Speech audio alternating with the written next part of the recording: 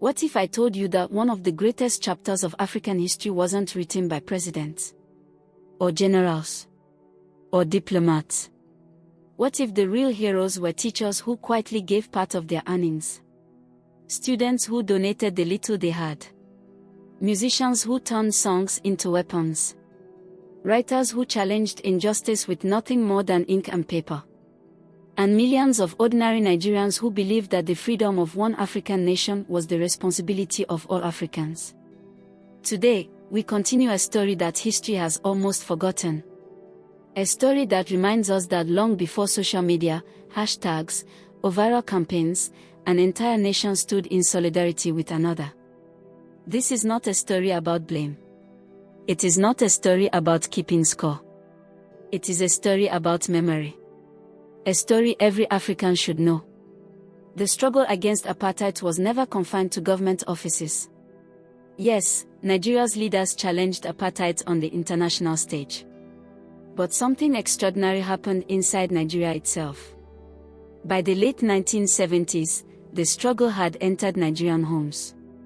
It appeared in newspaper headlines, church sermons, mosque gatherings, university debates, radio broadcasts, school assemblies, family conversations around dinner tables.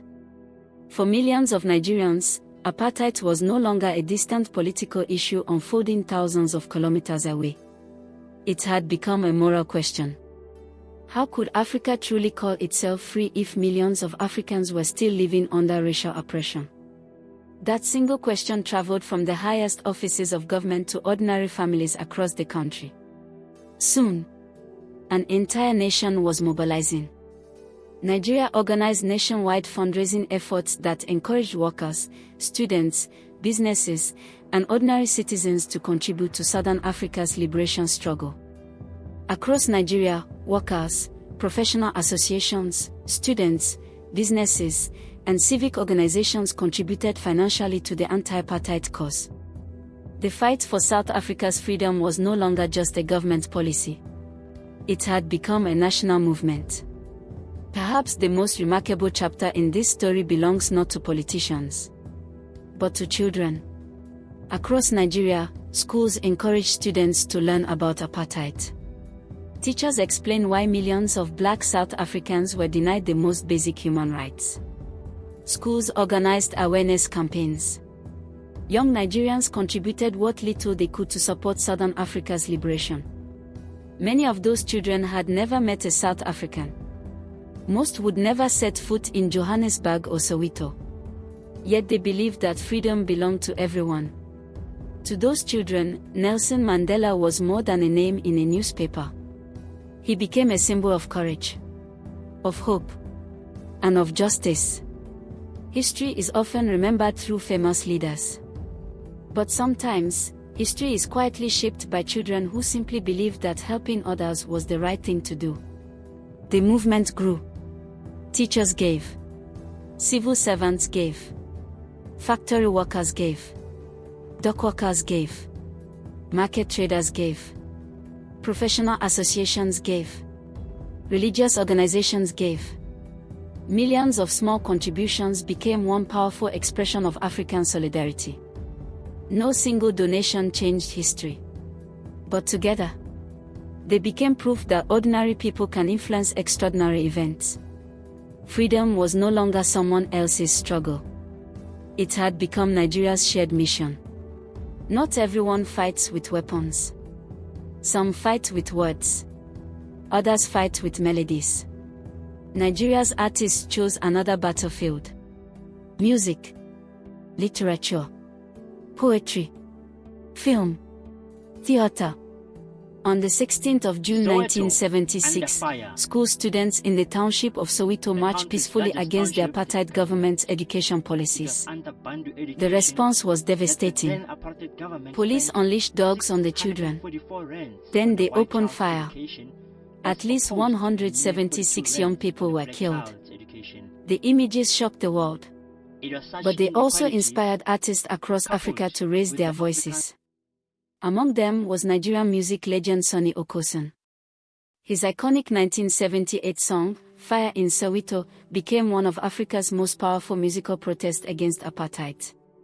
Blending Afrobeat with reggae, Sonny Okosun sang not only about Soweto, but about freedom, equality, and justice.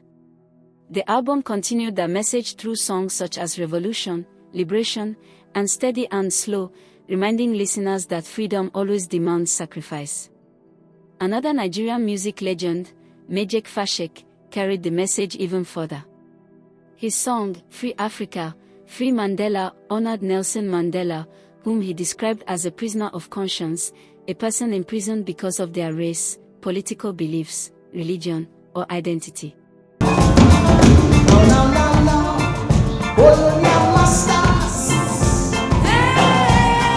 Africa! Free Africa!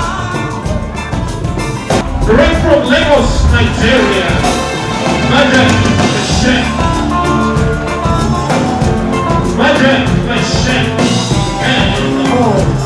Music became more than entertainment. It became resistance. Music was not alone. Nigeria's storytellers also joined the struggle.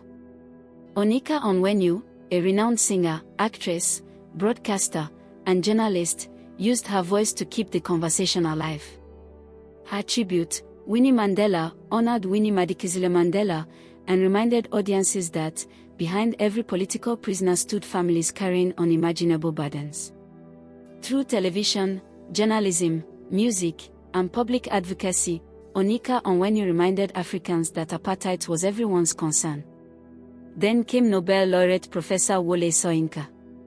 Long before the age of social media, Soyinka challenged racism through essays, lectures, plays, and speeches.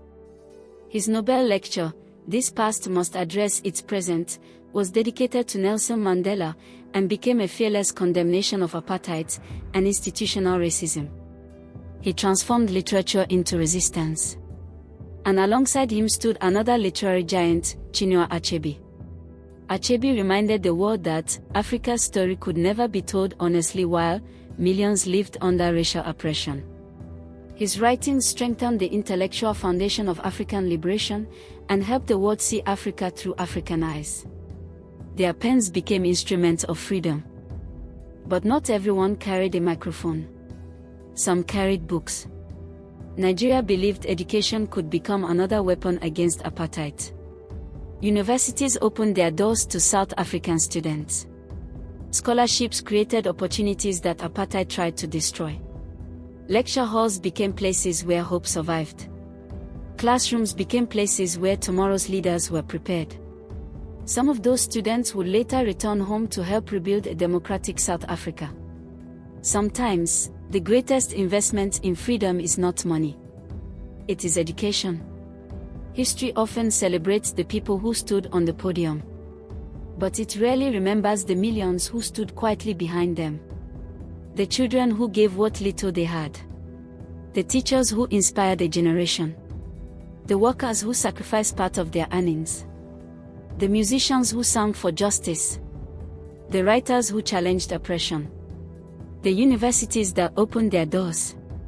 Together, they became part of one of Africa's greatest stories of solidarity. This documentary is not about reminding anyone of a debt. It is about preserving a memory.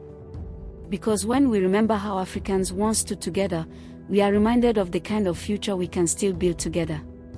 If this story taught you something you had never heard before, help us ensure it is never forgotten. Share this documentary with someone who believes African history deserves to be told by Africans.